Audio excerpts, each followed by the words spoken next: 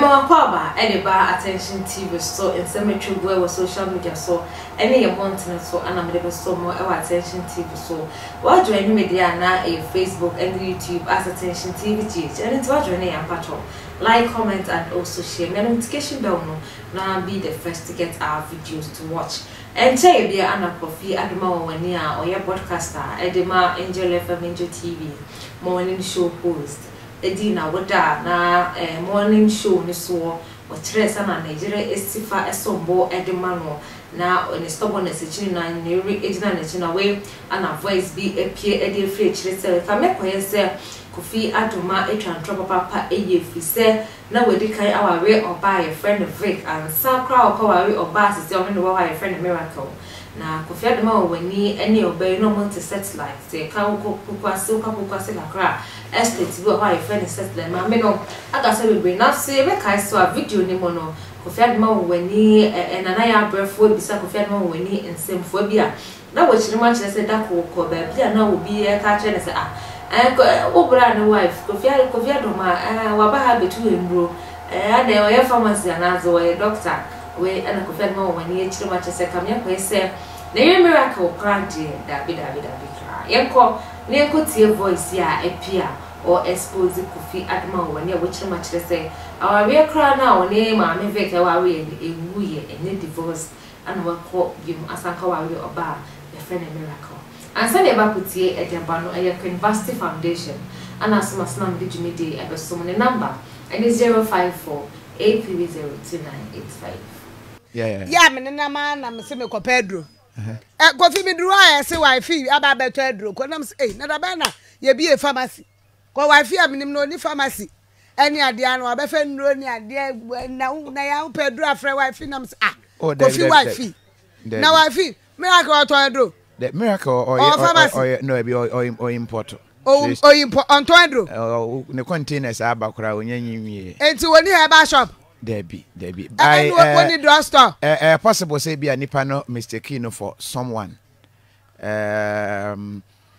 dem kan ye no enti obi anaban agu bia no wa ban agu a na ewu ye ndisi ni na atifia hwem na tena afia utumi ye campaign se Ghana for beto aba we po de ya to awie dada nya de ya beto foforo enti wa lusu a utifie do hwem tena fie aban na gu aban na sai ejija anye ye twaswe oh ade na anye ye no wa twaso be anye ade all them say enti so won na periphery ho na mo kwade ne ma free ne ma mama fa ye di nko because wa ban aku uni abe to be nka me hwe wanim kra no aka syndicat so the boss friend no but one fa me so me boss kasaba me hu enti obi bia wa ban na ya me ba na mato wa ban agu me ba na ya so asa me ba na ya to aso o to aso say dem me se me ba na ya to aso o hwa me nsa me sharing yes me ye legally married me yire eye kokko ye fa na Mrs Miracle Adomah ne to do aso ne ho afa ai Abba the Great, good afternoon. When say Nyame Adomah ho ye pan. Ohu stories na Kofi Adomah or kan obua. Kofi Adomah aware no ne yure ete satellite kutun se side wo your friend is saying ofree amasaman a whole area. Ye ni Kofi Adomah nyina ne wife ena ne mma na eko praise be e was her area ho Kofi Adomah ehu lady we pe ena wajai ne reno wajai ne rena ma ne reni mpo watomumu ne rena ye basa ama sese asori for ena ene ne reno e kasamu ya obia na wakofie ho na oni oba no akokasa saa Obani Kofi Adomah ne first wife no one fanamba social media nti nkrofo nimu onene na wo na repeni no Kofi Adomah ware foforo kwampo a praise before asafofo penny 40 yen omso no enya no kre Kofi Adomah entumi enye saa kopem time omo ankasa fie ho ne we no epe mu kai They say counselors and then they kasa because they ren why basa and stories na Kofi Adomah all can wa bonten Kofi Adomah oboa.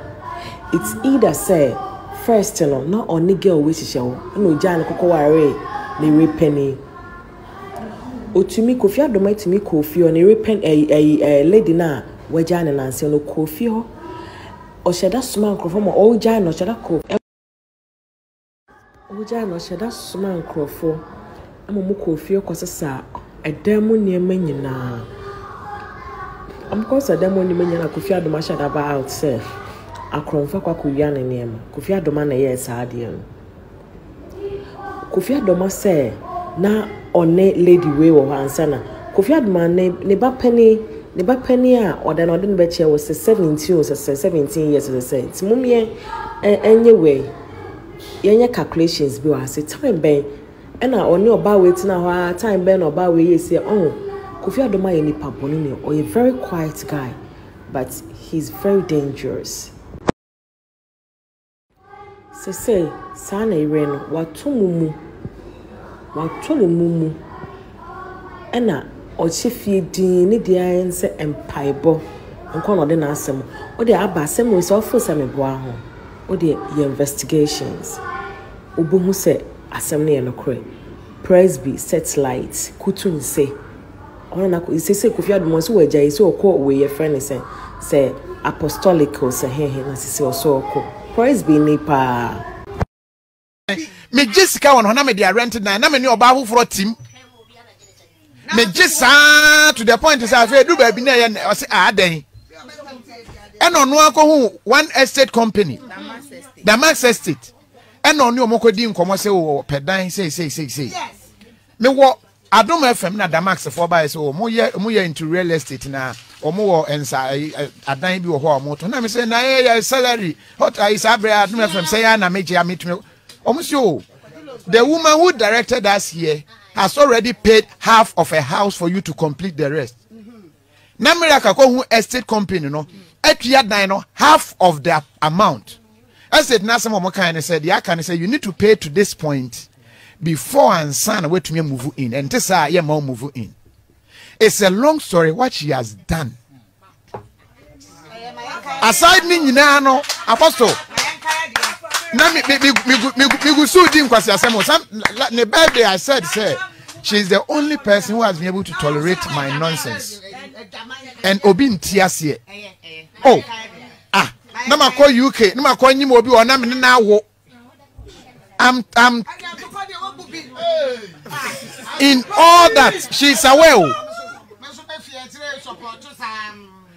Ne yakokuma say na ya say Kofi chale guy we dey taste. Na ya guy ne lie. Oh, no ma re no. Miss na ya na gina he. I went far. And she said me kasana me de urade ase na me eya no obi ntiase. If I'm posting me timi patch house ase. Odo ma me posting na nim keke. And she will say no. Security wise. My anchor be na me shout ye da. No fa, ye da. Miracle. Say something. I said something. I have something to say. Something. I said it also. Hey, Ekom. Ekom pepe. Oh, really? Hello, me. What do I have to say? I don't have much to say than to give all glory to God. Enyamepe netimi ye nipa nye. Se kanipa anka yintimi nye. It gets to a time na ending. But I mean the only thing I'll say, I'm not saying to my husband, but I'm saying to we wives, some of us say we can do it. Our mothers did it. In fact, so we can do it. Just see him as that your stubborn child that or you're stubborn, he doesn't want to listen. But then to me into the insurance, so because I haven't seen Nipa Bola, I didn't Nipa Kotoho.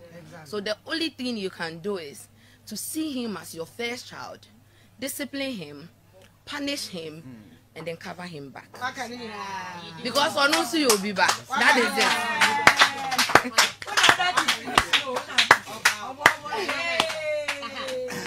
And so happy birthday, Mr. Adomah.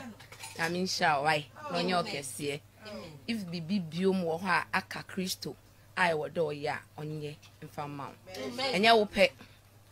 I'm wishing you from my son papa and junior and an nuanom me wo ba ko biom whatever right ono so yekoeku UK nso ono so se men country de nyame nhyira so nkwala ni nyina se Kristo onye okese omaska bebre letimi ato omu nyina no mu nyina enya abrabo papa na dachi bi omo abehwe nyame nhyira. Thank you tonight. Apostle, now you understand. Nyame nhyira. Abba the Great, good afternoon. Mene se nyame adomo ho ye pa. Ohu stories na Kofi Adomah o kan oboa. Kofi Adomah aware a no ne yire ete satellite kutun se side wo your friend is saying ofree amasaman ho area. Ye ni Kofi Adomah nyina ne wife ena ne mma na eko praise be e was her area ho. Kofi Adomah ehu lady we pe ena wajai ne reno wajai ne rena ma ne reni mpo watomumu ne rena ye basa ama sese asori for ena ene ne reno e kasamu ya obia na wakofie ho na oni oba no akokasa saa oba ni Kofi Adomah ne first wife no wan fana mba social media nti nkrofo nimu ono ne wo ne repeni no Kofi Adomah ekoware foforo kwampo a praise before asafofo penny 40 yen omso no enya no kre Kofi Adomah entumi enye saa kopem time omo ankasa ekofie ho ne we no epem kai they say counselors and I ne we no kasa because ne we no waye basa into stories na Kofi Adomah all kan wa bonten Kofi Adomah oboa. It's either say first no na oni girl we hihye wo na oja ne kokoware ne repeni otumi Kofi Adomah tumi Kofi o ne repen lady na waja ne nanse no Kofi ho o sheda suma nkrofo o oja no sheda ko oja no sheda suma nkrofo amomo Kofi okosesa edam niema nyina amkosa edam niema nyina Kofi Adomah sheda ba out say akromfa kwa kuwia ne niema Kofi Adomah na ye saade no Kofi Adomah say na one lady we wo hansana Kofi Adomah ne ba penny a oda no de be che was 17 years old say timumie enye we yenye calculations bi wa say time ben na oni oba we tina ho time ben oba we ye say Kofi Adomah ye nipa boni o a very quiet guy but he's very dangerous. Say sana ire no watumumu ena ochifie din ne dia ense empaibo nko no de na asem o de aba asem we so for some boa ho o de investigations obohu se asem ne no kre praise be satellite kutun se ona na ko se Kofi Adomah so wajai so ko we ye friend say apostolic o se he na se so ko praise be ni pa.